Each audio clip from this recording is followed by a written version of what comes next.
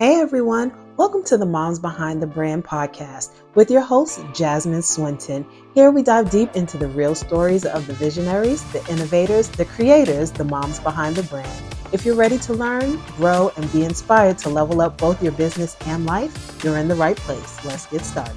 Welcome back to Moms Behind the Brand. I'm your host, Jasmine Swinton, and today we have an inspiring guest who is making significant strides in the hair care industry by focusing on clean, toxin-free products. Joining us is Sonya Hernandez, the founder of Recover, Restore, Grow, LLC. Her motivation of Recover, Restore, Grow, LLC is healthy hair care, and it comes from experience with working with breast cancer patients. Tell us all about your journey, how you got started, and where it all began for you.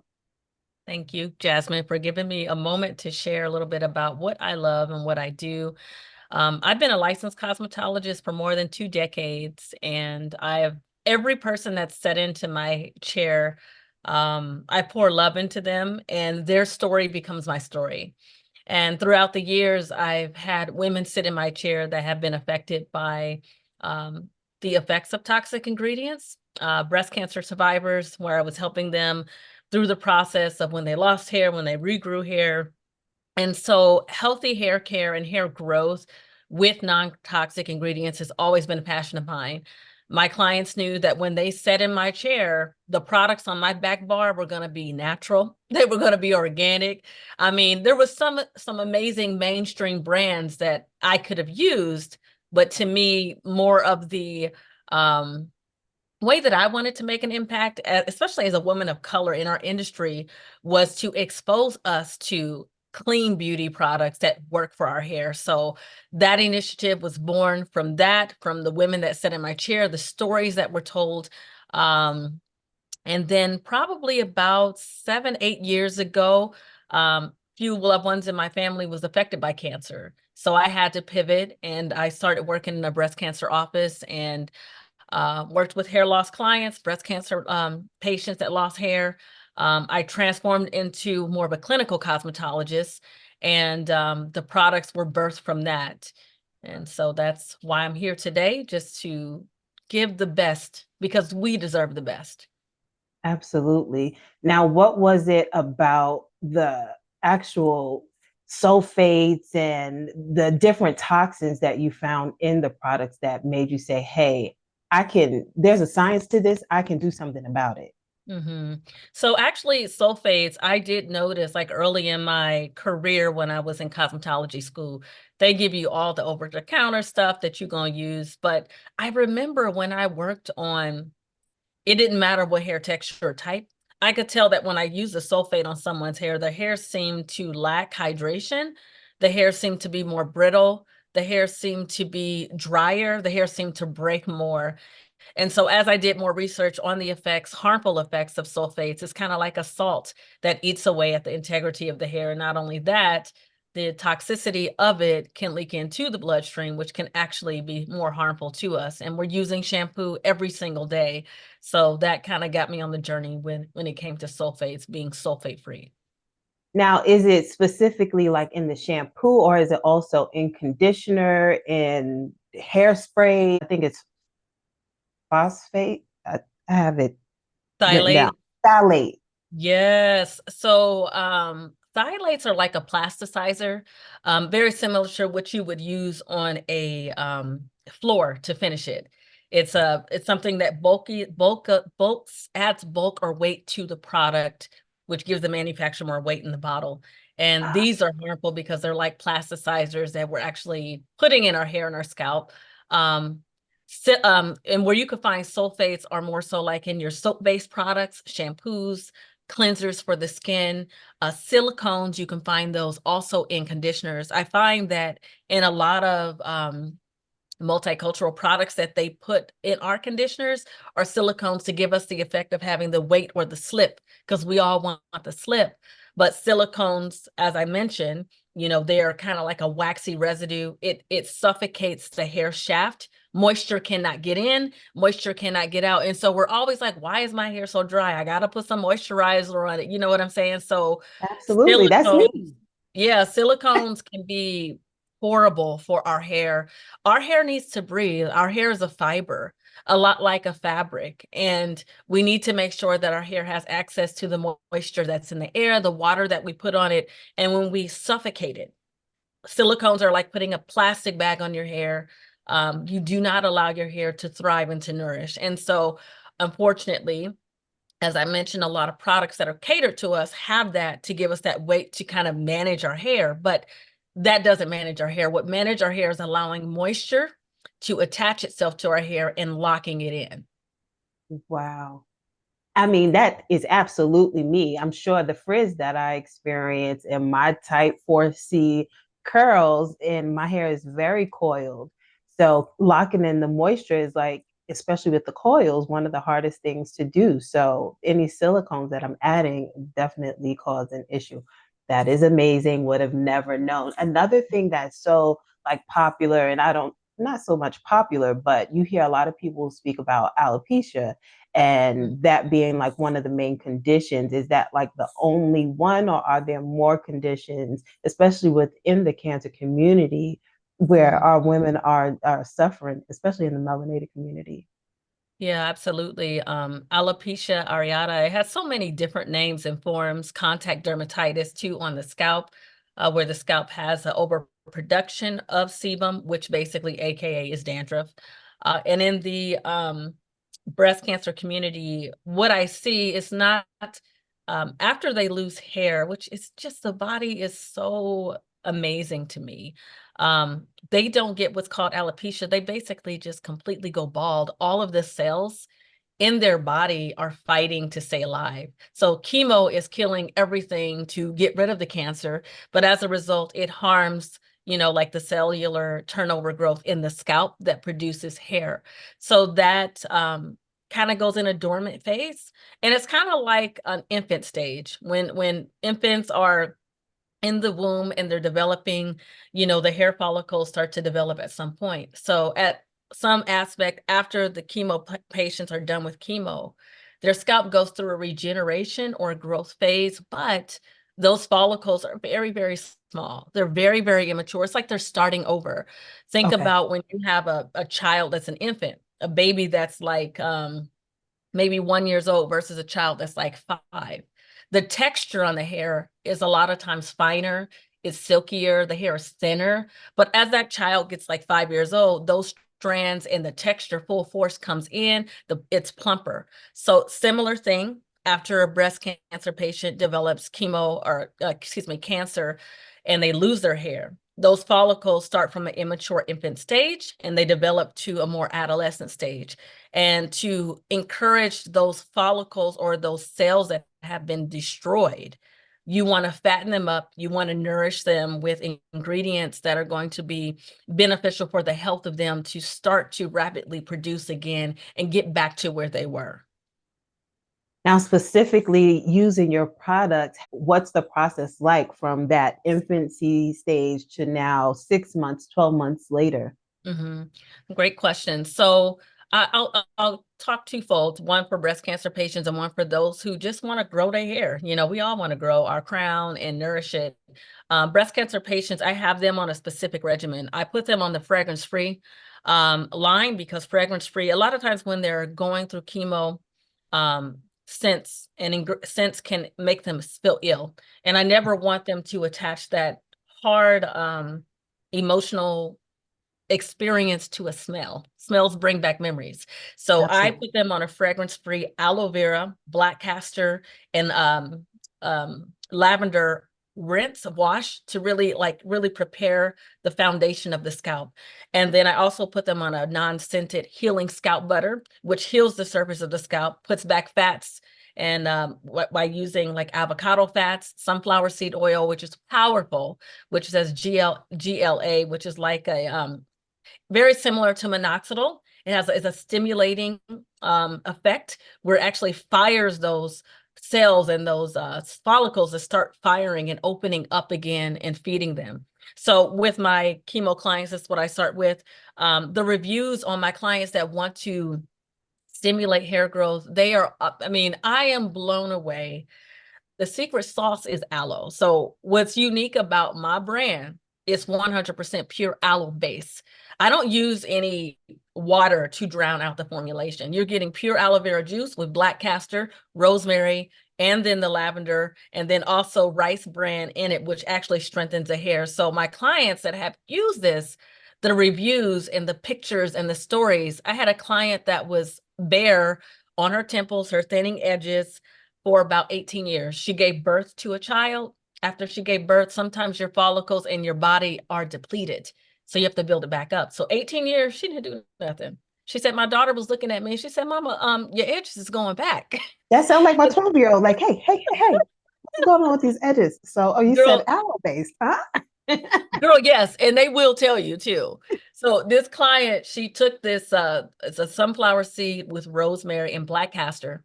She applied it every 3 days, a very thin layer to the area of thinning that had been almost bald. And she was able to stimulate growth by 12 weeks. And she has full on wraparound baby hair now. So the Talk reviews to me and the results nice. are great. How do you actually suggest your clients or prospects go on your website and purchase? So I absolutely offer free consultations. So with my free consultations, I also give them a $10 gift card to purchase anything, but I assess the hair type and the texture there. But then also I created an amazing resource that's on our YouTube channel. It's also on our social media platforms of what is a hair type? What is your hair type? How can you identify what your hair type is? So it's a straight up knowledge drop for the average consumer to know, okay, what category do I fall into?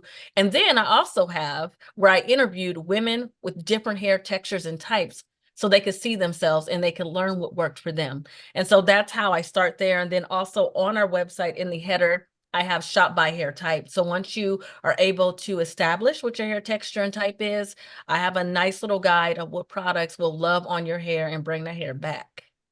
Yes, that's what I saw. I was like, okay, so you have some slip here and some this there. Okay, so I need to get my products right away. That's very exciting and almost revolutionary for us to be able to regrow, because how long did we hear when you pull that hair from the follicle, you'll never see that hair again. And we just don't search for any options. So that I mean, absolutely revolutionary, and I'm so glad that you're sharing that information.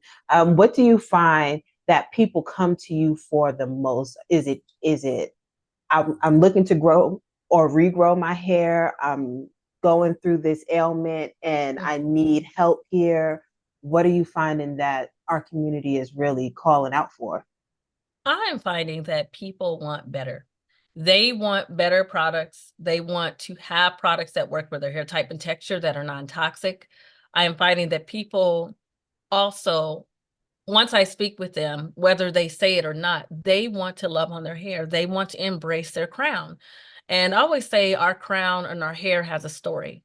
Our hair comes from our DNA, our background, our ancestors. We carry that all on our crown, and learning to embrace, accept, and learn its language. Hair has a language. So I learned that a lot of people that come to me are trying to figure out, okay, I got this crown. I don't know how to appreciate. I don't know how to wear it. What works for me? Like, how can I embrace and love on my hair? And that's what I'm all about. I mean, outside of the products, I really want to promote love of what you wear, because all of our crowns are beautiful. They're unique. And we are privileged to carry what we were given. And so learning to nurture that is something that I really like to pass on to people. And people are becoming more aware of just wanting to not only love on their hair, but to love on their hair with things that are going to be clean and not harm them. And just to go back, I know you said on the website and even on YouTube, you have like what's a hair type? How do you identify your hair type? But do you have like specific education on this is what the product is and this is why we do what we do? This is the benefit of the aloe. This is the benefit of the black castor. Absolutely. So on our YouTube channel, I have one that talks about what is the best kit for your hair type. What are the benefits of our shampoo? What does aloe do? I have a whole series of just different videos that they can go to and learn more about sunflower oil. On my Instagram too, I have individual posts about each product, informational, the benefits of using a product with aloe. and the benefits of like the leave-in conditioner, how it can change and transform the hair. So yes, I do make sure as a cosmetologist, I educate people on what they're using, because you could pick something up and if you don't have the education behind it, you will hate it, even my product. But if you have the education and the guidance and you use it properly and correctly, and then you learn, oh, okay, this has this in it and this is how I use it. This is, for example, like I always tell people, when you're using a curl cream, apply it to wet hair, because wet your water on the hair is like a vehicle. And our curl cream is going to have it's black castor, it has slippery elm root and aloe vera gel as well. So in order to immobilize those ingredients, it has to be applied on wet hair. And so those are Yeah. some of the things that I think is crucial, and like what you're bringing up the specifics of how the ingredients can benefit the hair, and just educating people on how to use it correctly. So in the formulation process, did you like bump into any challenges in the industry bringing it to market? Like what did you have to overcome during that journey? So there's two things I will say. One, especially as not being a celebrity that everybody knows, people put you through the ringer and they watch you for a while. You know what I'm saying? And you have to kind of reassure them that this is okay. This is just as good as celebrity A, B, and C, and D. Actually, it's probably better. And then another challenge that I had that is non-product related to the formulation, because the formulation has always been on point. I started from jump working with the chemist and the manufacturer. This wasn't something that I was like, I have the ability or skill to kitchen to do it. The chemist do, the manufacturer does. I know what ingredients work for hair growth because I've researched those painstakingly. And so I push that out on that one. But as far as challenges, man, the biggest thing was like pandemic, launching a business, and my job at the breast cancer office, girl, it ended. So I was Wow. also a mastectomy fitter and a wig fitter and a clinical cosmetologist right before the pandemic. Like a month before everything went on lockdown, my employer called me. She's like, by the way, I just want to let you know that I won't be able to keep your position here as a wig fitter. We don't know a clinical way to do it or a hygienic way, people trying on wigs. But if you still want to work here, you can come work as a medical fitter and just fit prosthetic breasts for people. And at this point, I had invested thousands of dollars in curating this brand, Recover, Restore, Grow, the hair, the shampoo, the conditioner, and all the growth products that had just set on my shelf. And I was like, okay, what do I do? The timing for many people was just like the perfect timing. Actually, yes, it may have been uncomfortable and have to ask those hard questions. What do I do? And then once you get that revelation, you could take action. And I love that you started. I mean, how many lives have you been able to change since you started? So that is absolutely amazing. I mean, thank you for your service in the industry, because especially for myself, I need to get the products because I'm struggling with my edges. Like I like weaves, as you can see. And when we pull on those follicles and we don't know what it is that we're doing, we're not licensed cosmetologists. We're just like, hey, let me just get this hairstyle real quick. And when you realize you're affected on the back end, you need help and a professional that has clean products for us. I mean, I've been so excited to speak with you, and my gratitude, and I hope the listeners, will get in the comments and share their gratitude for you sharing your wisdom on the platform. So, what's next? Hmm. So what's next? I think about that often. I was reading a quote last night about being busy or being productive. Ooh. What's next for me is to be productive. The things that I already have set in stone, just continuing those. We have an affiliate marketing program that I'm excited about that I just started. So as far as next, just really monopolizing on that, being more of a support for the affiliates. We are also going to be retailing in a new location here in Sacramento. We're partnering with a natural skincare brand, And she said her customers are always looking for vegan hair care that is non-toxic. And so within the next few months, we'll be doing a radio show with her and rolling out our products in her store. And yeah, just really trying to bring awareness, stay productive in the community by just sharing with people the importance of choosing better for yourself. And yeah, just kind of just going along and see what happens next. I mean, I'm still in the earlier stages. I feel like I started my business I started the groundwork in 2017, but it didn't take off till about 2019. So I'm still in that stage of growth, and I'm just here to enjoy the ride. So now that you transitioned from being in the office setting and now more so having your own business and creating your own schedule, how are you balancing, especially as a mom? Mm-hmm. Oh, balance is everything. First and foremost, I put the most important thing in the center. And for me, that is my core, which my core is like my faith, and everything else centers around that. So I try to keep grounded by making sure the more important things, I'm making sure that that includes my faith of like also just being a good mother, being present. So I work on my business on Mondays, Tuesdays, and Fridays. And then I also work in the salon 3 times out of the month.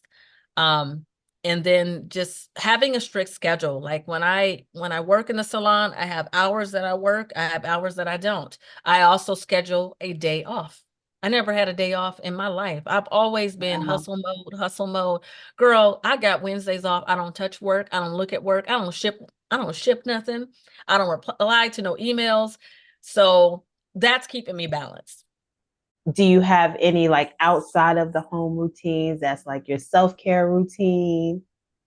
Girl, I'm so excited about this one. So and it don't cost nothing, it's free. So like in my backyard, I created this oasis with a little fountain that when I'm done with work, I shut off my day, I go out there, I turn on my music. Lately, for some reason, I've been into what have I been into? Something on Spotify. It's old, like 1940s music. I can't think of the name. But anyway, listening to that, and then I do gardening. So I'll garden my plants, I'll listen to music, and I'll read. I kind of center myself so I can be truly successful. I cannot be successful if I'm constantly on a hamster wheel. I'm constantly on edge. I'm constantly in work mode. I cannot be a good mother. I cannot be a good wife. Right. Now, when it comes to like what time of day are you finding that you have more of that me time in the morning, or is it like at the end of your day? Now I can take that time.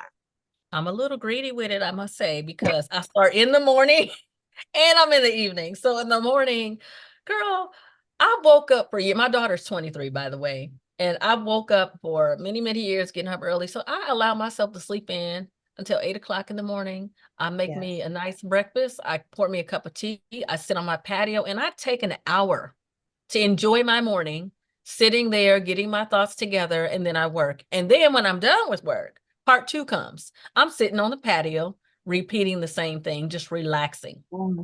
Now, what did it take for you to create that? Was it a health thing that made you create that, or were you just like, I organically want to do this for myself, proactive or reactive?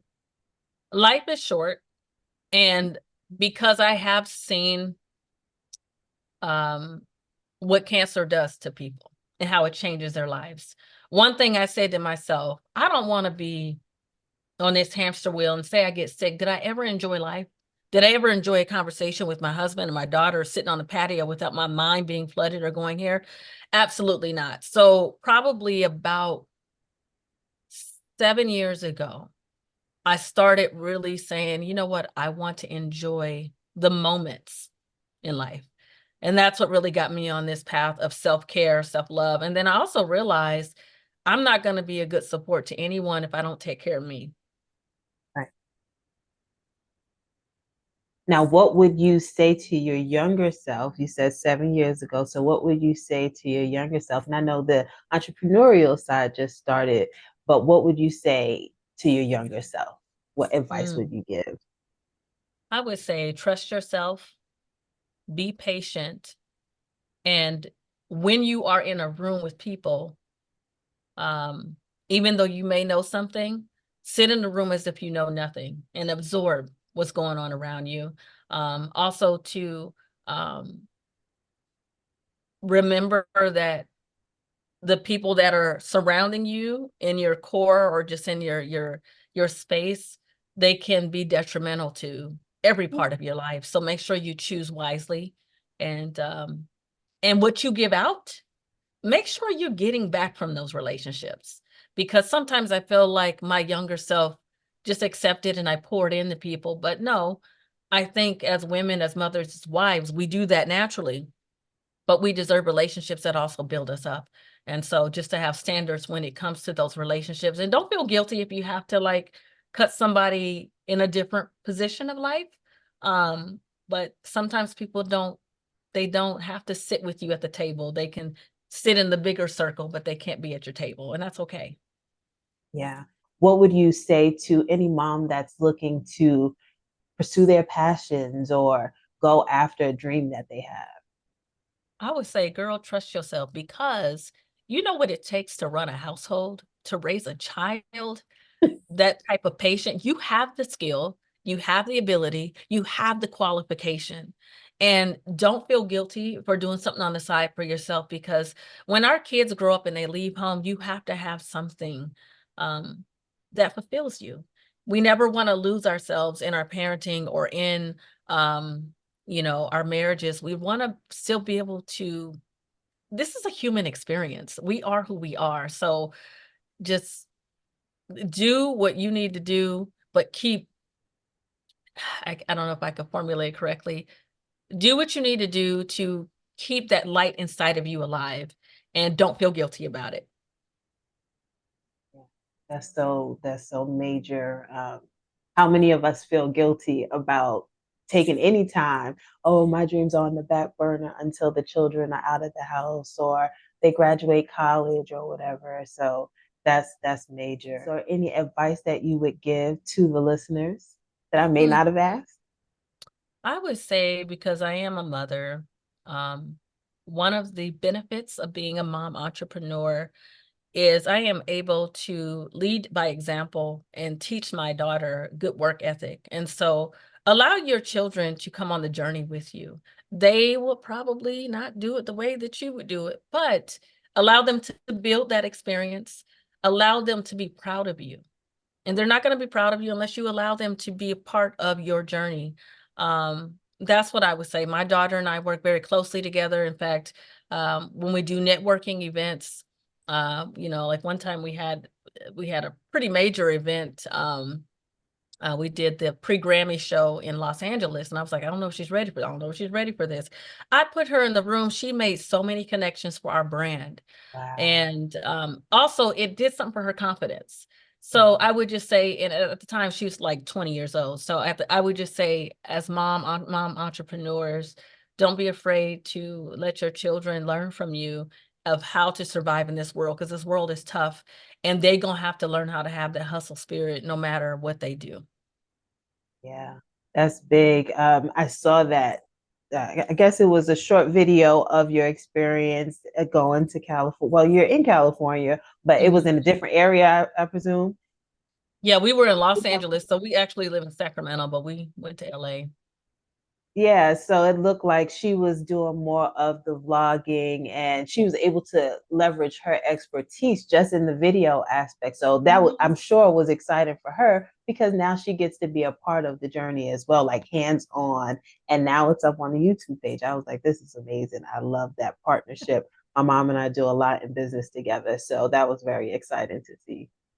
Very, very excited. Well, I absolutely appreciate you joining me today, Miss Sonya. And I look forward to seeing all that you have going on in the future. And where can our listeners find you? You guys can find me on Instagram at recover_restore_grow, GRO. Join the Grow Tribe. I post a lot of amazing things about healthy hair tips and tricks and fun things about our products. And then also, if you want to come on over to our website, it's recover_restore_grow.com. And you can use code GROWME10, GROME10, and get 10% off, just as a way of saying welcome to the Grow fam and just see what we got. All right. Well, thank you for joining us on this episode of Moms Behind the Brand. Hope you found today's conversation with Sonya Hernandez as enlightening and empowering as I did. I'm out.